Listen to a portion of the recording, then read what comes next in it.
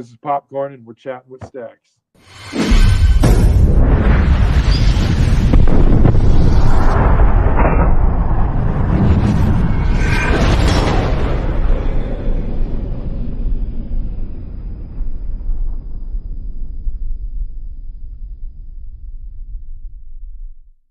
Welcome to this episode of Chatting with Staxx. I'm your host, Bill Staxx, and today I got PopKorn. What's up, man? How you doing? All right, just chilling in the tattoo shop. You got a crazy story, wildness you've been living through. Yeah, I got a few of them. You know what I mean? So where were you born and raised? I was born in Fresno, California, but I was raised in Del Paso Heights. It's a neighborhood in northern Sacramento. So what was your early life like? Early on, living in Sacramento, my mom, she had 5 kids. Nobody in the household. I was the oldest, so I kind of took on the lead role pretty early. Same thing as anybody who probably lived in a low-income neighborhood with a single mom. You know what I mean? The struggle was real from the beginning. But, what don't break you makes you. I got to give her credit for pushing us out the front door and not letting us run in and hide. You know what I mean? Because there wasn't nobody to make us get out there and deal with the right way. Were you getting in trouble when you were younger? Oh, yeah, that's definitely when it started. I mean, we had to steal to eat, basically, you know what I mean? So we had to steal to do anything else, too, you know what I mean? I was pretty bad into car theft and stuff like that when I was younger. I did a lot of crazier things in my younger years than I did in my older years. Lucky enough to probably learn some lessons, man. I did a lot of drugs and stole a lot of cars, did a lot of crime, did all kind of shit. But, luckily before I was old enough to catch any hard time over it, you know what I mean? Kind of clean my act up. What was your first interaction with the police? I mean, just petty. I think I was in junior high. I mean, I call it petty, but it's not petty. Me and a brother of mine, I got a twin, but we got arrested together. Everything we did together. So we was vandalizing some hotel signs. I mean, it's crazier than it sounds. Most little kids breaking the window, that's all they're doing. But we were breaking the signs to get the Pyrex glass so we could sell it to the kids for glass pipes. You know what I mean? Like it was a real one. You know what I mean? So from an early age, I was just exposed to a lot of older people. Everybody who I dealt with was in and out of prison. So all the stories that we idolized were from people that were in and out of prison. You know what I'm saying? Inner city, man, you got 2 spots to pick. You could either be the bottom or the top. And if you like getting picked on and you like getting pushed around, and then you kind of do that way. But if you don't, you got to get it how you got to get it. And it was just rough, and we just made our way. Probably about high school age is when I started cleaning myself up as far as crime goes. I know that sounds early, but I did it a lot in a little short amount of time. What about motorcycles? Were you into them back then? We was too poor to have one, so I didn't have my dad in my life, but the first time I seen a picture of him, my mother slapped the Sacramento Bee newspaper down in front of me. I was probably 12 or 13, and she says, "There's your father right there." And there was a memorial run going on, and there was bikes in uniform formation, going down the highways. This is probably, 90, 92, something like that. About 92, somewhere in there. And I see this photo of my dad leading the pack. And, that was my first introduction to anything motorcycle, really, seeing my dad in the newspaper like that. And then eventually, I'd meet him, and he rode his club affiliation or whatever. I'm not going to bring that up, but you know what I mean? He rode the club. He died kind of soon after being in my life, you know what I mean? So there was no long-term attraction through him, but that's definitely what started it, you know what I mean? Seeing the pictures of him in the pack? Oh, yeah. Yeah.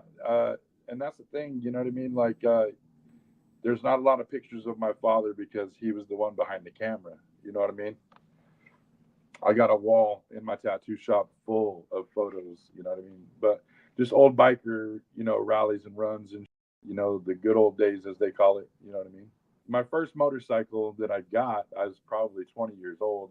I hustled my first bike. I got a 98 Heritage Softail.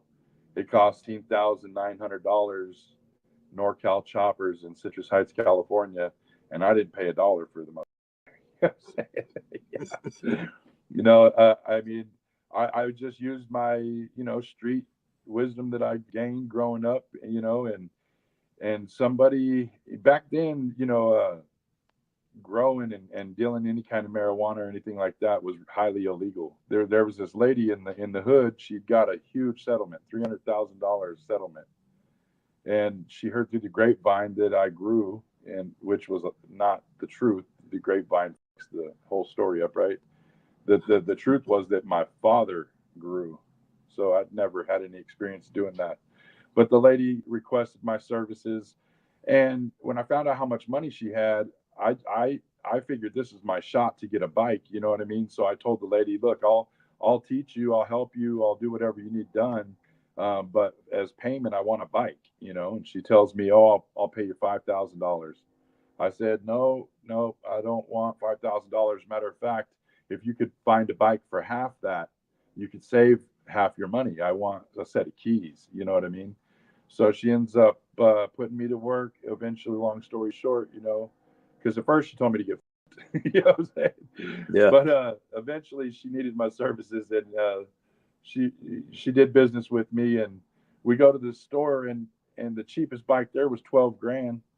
And I'm an honest person at the end of the day. That kind of sounds weird saying that I grew up that way, but it's kind of like the code amongst thieves. There's honor amongst thieves. I worked for the money. You know what I'm saying? I hustled as far as my knowledge. But what I did, this is some crazy shit. I went to Barnes and Nobles and stole Ed Abel's marijuana Bible because I didn't know what to do. I didn't know how to help this lady, but I'd read a chapter and I'd go recite it to her the next day. And I walked her through Ed Abel's book, and we grew weed together for the first time. Made it seem like you were real knowledgeable, right? Yeah, you know what I'm saying? I'd read a chapter and I'd go back and recite it. And I played my way into a motorcycle, you know what I'm saying? And then after that, man, it was over. So I was 20 years old, I think, when that happened, and I'm 44 now. I've probably had 20 Harleys, you know what I mean? So it definitely caused cancer. So when you get your first bike, do you start associating with any clubs? Do you start hanging around it, people? I mean, not to that degree. I had some family members that ran a little club out in California. It's dissolved as far as I know, but back in the day, it was kind of Sacramento famous. You know what I mean? I was in that circle, but I didn't ride with any of them. I think because I was their cousin, they watched me grow up as a kid too. You know what I'm saying? So I was probably still too young in their eyes, even at 20, to go and doing what they were doing. This is Sacramento, California. This ain't some podunk spot in the middle of nowhere where they're not active. You know what I mean? Like, the little bit of childhood I told you is so tumultuous because of the area that I am from. You know what I mean? Like, there's 10-year-olds killing people out there. You know what I'm saying? So it's not like some Amish spot where, rolling a cheese wheel down the fucking hill. You know what I mean? Yeah, there's a lot of gangs out there and things like that, right? Yeah. Oh, I mean, yeah. It's just gang culture, 100%. You know what I mean? But I mean, I always had an infatuation. As soon as I got a bike, I think anybody who, you know what I mean, wants to belong to something, that the precipice of a guy joining a club, I think, is he's searching for something anyway. You know what I mean? Like, if you don't want none, if you ain't trying to buy anything, you shut the door and you carry on. But if you keep talking, it's because you're interested. So I think everybody's looking for something when they go that route. You know what I mean? I was, you know what I mean? I'll be the first to admit, you know what I mean? Doing everything on my own all the time. You know what I mean? I don't really make enemies. And one thing I've always done is stand on my own. You know what I'm saying? So I've never had to have anybody wipe my ass. And I take it quite disrespectful when a man needs his ass wiped for regular, just regular.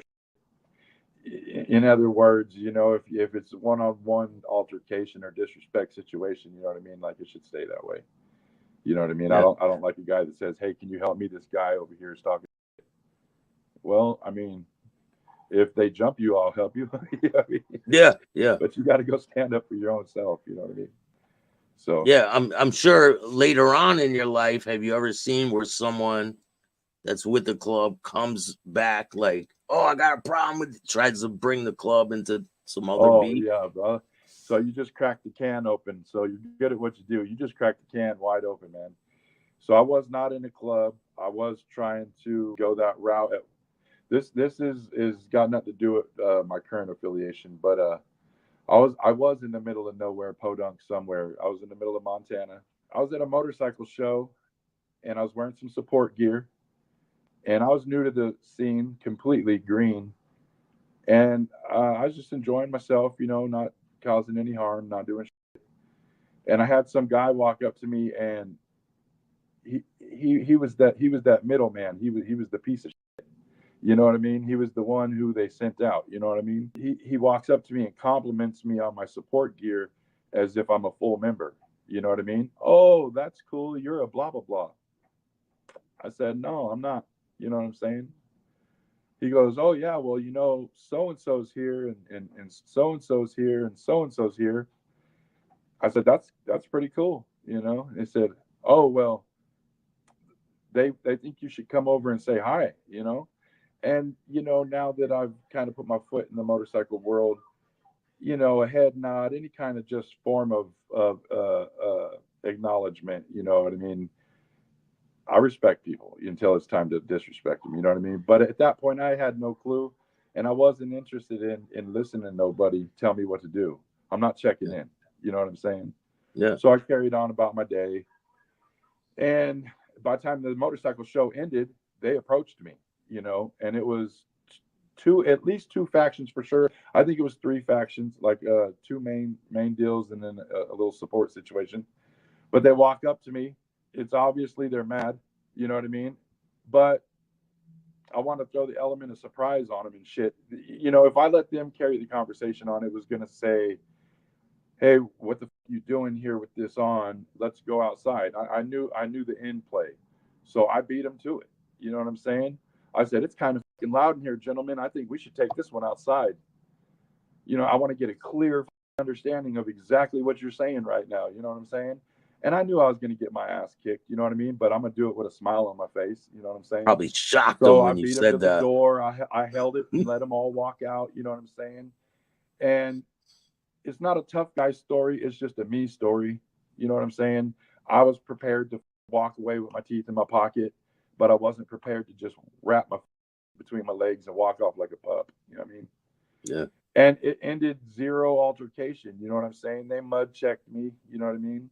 What is this? You know what I mean? You know who we are. We got this place. You know what I mean? Blah, blah, blah. And I just let them know, I pull this sweatshirt over my head every day as a show of something that's in my heart, not as a show of you. And then they try to pull well, it is to us. And I say, well, you can take anything the way you want because you're a grown, free American man. So, you know what I'm saying? I can't stop you there. But I think I'm leaving with my sweatshirt if you guys don't mind. You know what I'm saying? But I kept my, you know what I'm saying? They didn't take anything from me. So I go to work, and I'm a tattoo artist at that time, and I'm crying to my buddies about the guy who came in the first place because I want a piece of his ass. You know what I'm saying? I don't like that sideways crocodile. You know what I mean? Like, come up to me and tell me, hey, you got about 5 seconds to get the fuck over there, bud, because then I'm going to be able to answer you from that understanding. And whatever way it goes, we are on a clear field. Let's go. You know what I'm talking about? Yeah. But you being that sneaky coward, I don't like that. So I had a problem with this dude. Finally, man, about 2-3 weeks later, I was in no shape to take care of this situation. I was already at the bar hella too long. I was already way too. And my friend comes up, and this is no club. This is all just hanging out, doing whatever. And my friend grabs my head and kind of turns it down the bar, and he says, "Who's that?" And it kind of hit me. Oh, that's the guy.